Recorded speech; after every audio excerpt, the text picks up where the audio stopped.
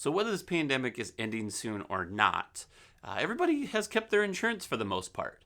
Well, there's two specific companies that have thrived in this market, and we're going to dive into why they're doing so well and the struggles that they're having now. So the pandemic has hit, and the insurance companies' response to it wasn't so well received, even though they actually put out about $18 billion back into the market, giving people that weren't driving money back. I'm one of them where I got like $60 or $70 back. Didn't feel so great. It was kind of like, whatever. But at the end of the process, most of these companies did what they could to refund that money. Well, there is two specific companies that actually gained most of the shoppers, because a year ago, the average rate for shopping wasn't that high. Only about 68% of all of the market would look for other insurance for some reason or another. Well, that's gone up over 10 to 15% across the board.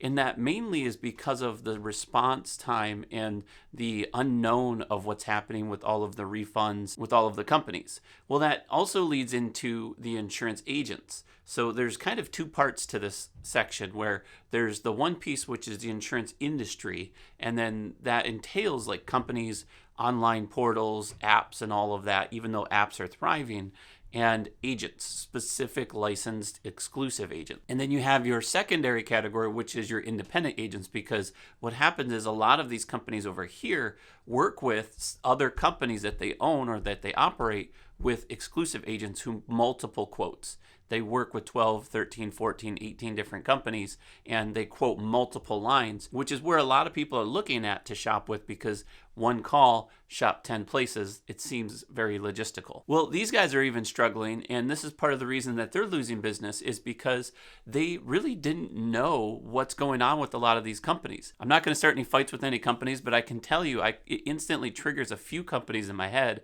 where I'm like, what are they guys doing?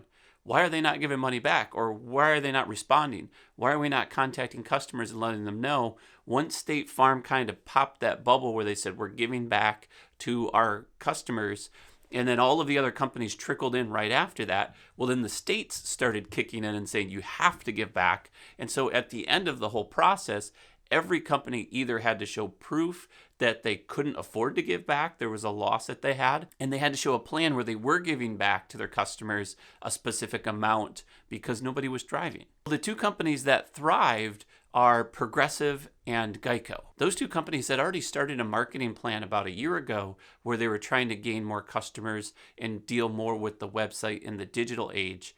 And in turn, what happened was when they shopped, that allowed them to keep their acquisitions low. They had a very good tight hold on their underwriting. So they knew what type of risks that they could take. They were very specific, and they knew what type of clients they could pull in. Well, because of that, where companies weren't giving back and they were raising rates, and then everybody started to shop, these guys didn't. These guys held back a little bit, and they gained a huge piece of the market. So Progressive, Nationwide, and Liberty Mutual lost the majority of their customers that were shopping to GEICO. And funny enough, GEICO actually lost most of their customers to Progressive, along with USAA and State Farm.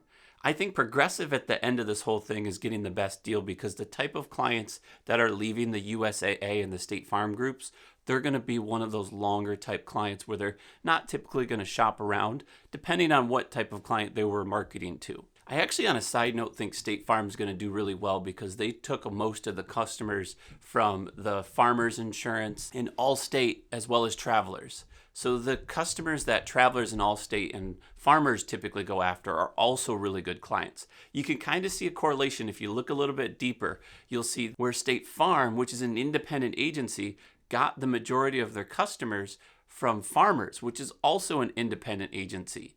And then also from Allstate, which is also an independent agency. So the people that are working with independent agents are leaning to that same style of policies.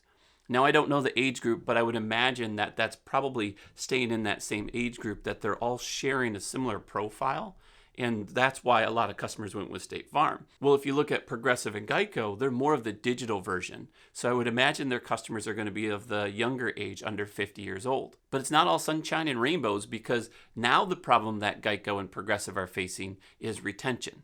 Getting the customers in the door is one thing, but things are starting to change. And when you've gotten a customer in because the boat was rocking and now you've got to rock the boat a little bit, a lot of those customers are going to jump ship. Keep in mind, the way that people are shopping today isn't based off just watching a really cool commercial or knowing that the company has the lowest rates. That's not what I typically focus on at all. When we work with clients, we focus on what we call value add or value sales. And it's really providing enough value for the client, which is you, to make sure that you guys get the right fit. That's not always the cheapest company. In some cases, customers don't want to go paperless. So there's a few companies that only do paperless. And that's an option that we have to take off the table. For other people, they don't want to do any type of a snapshot or a telematics or user-based insurance where they watch you drive and calculate a better price for you. And so some of those companies are only competitive when they have that. So let me know in the comments below, what do you guys think? Do you think that this is something that's going to continue, or is it something that just is drawn up and it's fueled by the pandemic? When everything smooths out in the next couple of years, do you think Progressive and GEICO are still going to have a huge piece of that market where customers are constantly going to go to them? Even though they were the top two companies pulling in customers, they were also in the top group for losing customers. So there's a give and a take. But at the end of the day, it's up to you guys to decide that. If you guys want to find out more of why these companies are doing so well, I'll put some links either here or in the description that go to the videos where I actually do reviews on those companies. Otherwise, subscribe if you guys are interested in more advice or tips for insurance that'll save you money and time. I'm Mark with Think Insurance. I will see you in the next one.